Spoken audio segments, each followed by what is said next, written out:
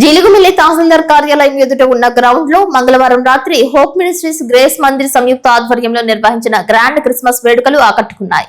ఈ కార్యక్రమానికి పోలవరం ఎమ్మెల్యే చిర్రి బాలరాజు ముఖ్య అతిథిగా హాజరయ్యారు. ఈ వేడుకలలో భాగంగా ఏర్పాటు చేసిన క్రీస్తు జనన నాటికను ప్రదర్శించారు.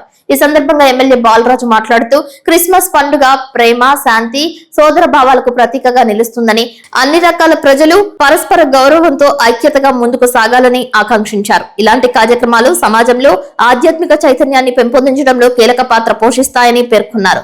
ఈ కార్యక్రమంలో జనసేన జిల్లా కార్యదర్శి గడ్డమనుగు రవికుమార్, మండల అధ్యక్షుడు పసుపులెట్టి రాము, టీడీపీ మండల అధ్యక్షుడు సుంకవల్లి సాయి, గ్రేస్ మందిర్ వ్యవస్థాపకులు ఎజ్రా శాస్త్రి, హోప్ మినిస్ట్రీస్ నిర్వాహకులు గడ్డం శామ్యూల్ జేషువాతో పాటు పలువురు నాయకులు, క్రైస్తవ సంఘాల ప్రతినిధులు, భక్తులు పెద్ద సంఖ్యలో పాల్గొన్నారు.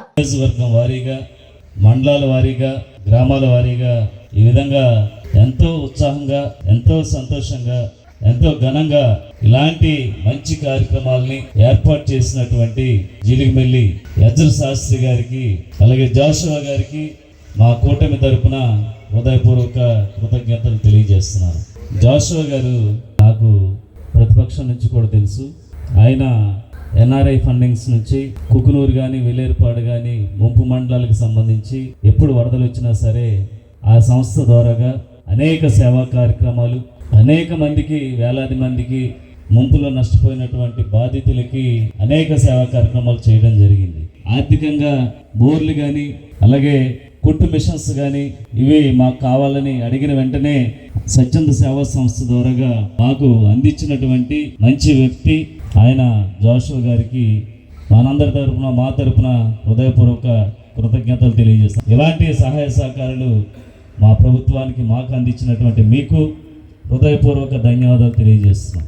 అలాగే ఎజ్రా శాస్త్రి గారు, ఆయన గురించి ఎంత చెప్పినా తక్కువే.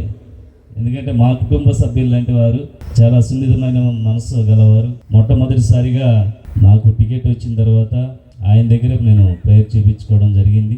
2019లో ఆయన ప్రేయర్ చేశారు. 2024లో కూడా ఆయనే మొట్టమొదటిగా ప్రేయర్ చేసి నన్ను ఆశీర్వదించినటువంటి వ్యక్తి.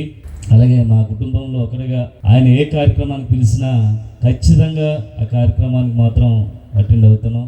ఎందుకంటే దేవుడు ఆ సమయాన్ని మాకు కేటాయించినందుకు ముందుగా దేవునికి కృతజ్ఞతలు తెలియజేస్తున్నాం. ఈరోజు ఈ స్థానంలో నేను నిలబడ్డానంటే కేవలం దేవుని కృప. మీరందరూ కూడా అర్థం చేసుకోవాలి.